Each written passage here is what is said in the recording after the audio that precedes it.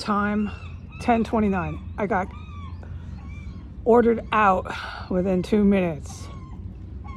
I set my timer. I can't say how long. It doesn't matter if they saw the timer in there. Little local Stasi, which is how it's structured, wants to watch everything I do on my phone. Dude, you don't realize how small time I am and you are in there. No, you don't. You're in delusion. I'm reality based. I'm not big time. And neither are you. So go ahead and watch me dink on my iPhone. Watch me set the timer. Watch me upload it to the social media. Watch me type. Because it's going on the public spectrum, so just wait, you can read it. Talk real loud. Do what you're taught. Move here, go there. Bang on this.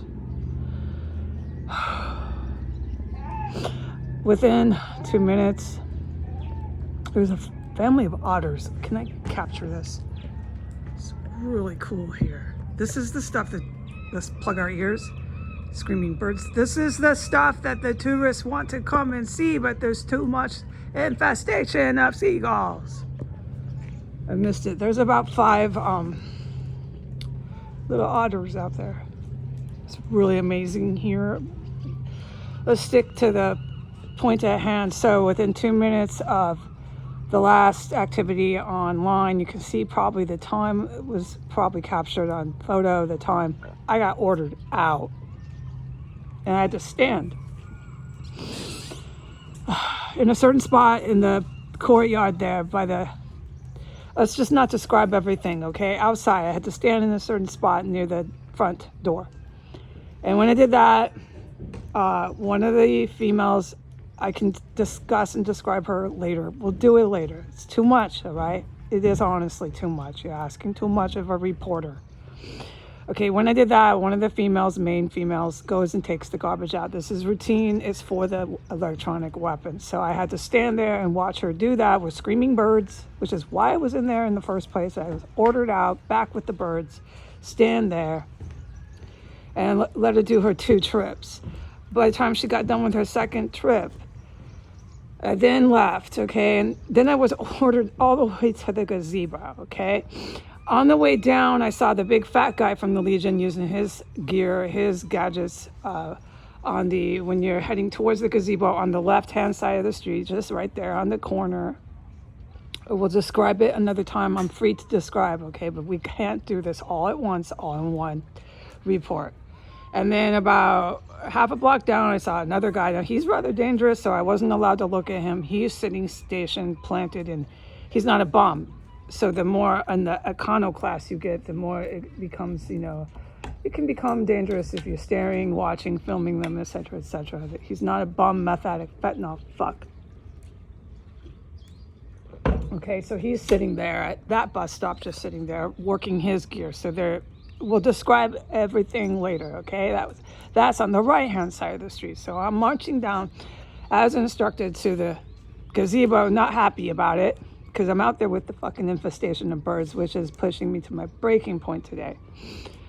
And wait till I describe and report what kind of sanitarium it was inside of that Ukrainian mob cafe. Oh yeah, it was straight up psych ward. Oh, psych ward. So I'm going to the gazebo. I see these 2 characters using their gear. I get here, and the gazebo has nothing but Legion, white extremists, domestic terrorists littered in there. Now that's kind of protocol. That's one of their spots. I didn't see anybody working any electronic gear, but that doesn't always apply. I'm supposed to sit there. So I sit there with them for about 2 minutes, and I'm pissed. I'm like, how long am I fucking sitting here? You got me out here with this crowd again in the gazebo with the screeching birds. Then I could get up, and by the time I did that, now, hear this. By the time, I have to keep an ear plugged, wow.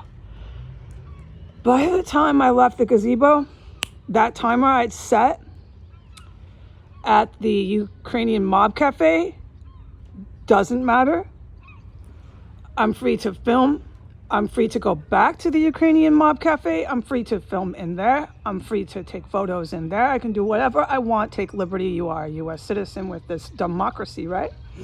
As long as it applies to our current laws, but no one's doing that here. They like to load weapons and arsenals in all their private businesses, their private homes. They took the Second Amendment right to bear arms into flat out militia, and no, we have the right and the liberty to do that. You can't tell them anything they do is criminal. They have these insurrecting cops, they have Donald Trump, they have Joe Biden. They are okay with this. Now, when you start stuffing corpses into metal bins and into your walls, are you still okay with that? Well, yes, because of the drug abuse, which is what I kept reporting in the Capitol. They were essentially just dying for drugs in the Capitol. There's a point when you're addicted enough, that's all you live for, and we know that. Let's stay on planet Earth. I don't want to hear their fantasy delusions of how they're really fighting for this and that when you need to get your fix every day. You're not fighting for anything but your fix. And you know it. If you don't know it, I don't care. Okay. That's predominantly the problem here, and that's predominantly the problem with a lot of their domestic terrorists that are affluent and hold political power. Many of these politicians are hooked on dope. They've been hooked on dope for multiple years. Senator, what's his name? The Cuban one. He's one of the worst. He gave Lavrov living hell with his crack addict Saudi Arabian buddies at one of these negotiations. They were sweaty and coming down off serious narcotics, pretending for the camera to have a negotiation. I bet you regret that, right? Lavrov is one of the best in the world. He is a historical figure. He is a shark, a barracuda. And you showed up with a negotiation fake media prop with a barracuda high on drugs. You were high on drugs and you really thought that'd work out. Of course you did. All right, we've all these people that are walking through this boardwalk. Remember what I said about the boardwalk and what I've reported? They think this is cute. To grin is insulting and it's sick and wrong, all right? This is bull fucking shit, all right? And the fact that I haven't said one word about my mother and they're still just cruising here like this is fucking okay. And what about your seagull infestation? Do you not fucking notice that? They're so full of fucking shit here I could flip today. All right, now, having said that, so by the time I got here, that timer I set at the Ukrainian mob is obsolete. Veto it, delete it. You can go back into the Ukrainian mob. You can charge, you can film, you can do whatever you want. So tactically, the main point for me was to walk there to the gazebo, sit with the fucking Legion domestic terrorists, 2 minutes, say, oh my God, I can't take it anymore. The screaming birds and the terrorists, get me out of this. How? I didn't say it, but I thought it. Walk over here and then everything's better. I can go up and down wherever I like, do whatever I want, and take liberty like I just said. Although I don't use violent weapons on unarmed civilians. That's not the liberty I think I should take. And then walk around holding a latte, just like Washington, D.C., saying nothing's happening here. Motherfuckers, you need headphones here to keep your sanity. My ear is constantly plugged out here. You have one of the worst infestation of seagulls I've ever fucking seen in my fucking life, motherfuckers. It's not okay with your latte. Don't fucking grin at me.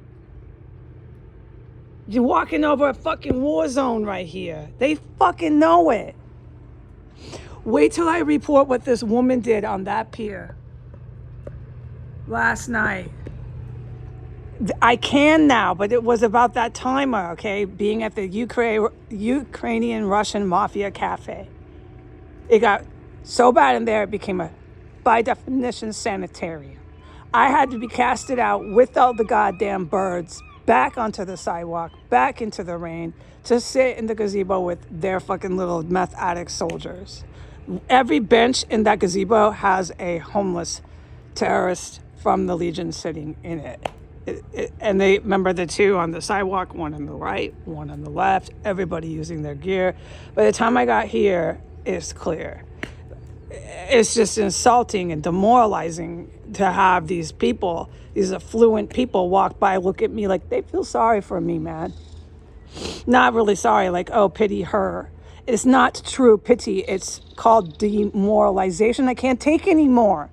Okay, so this is what I'm going to do. I'm going to start reporting every single last thing I witnessed Jim and Bonnie Walters do in their house for 8 months. Because this is so important. That, what happened in my mother's house, is this whole town. This entire town supports the most barbaric violence in American history. My mother and her spouse are key historic figures in that. All right. And we're going to start reporting it, and we're going to start talking about it. Jefferson County Sheriff's Department, Jefferson County Courthouse. Goodbye.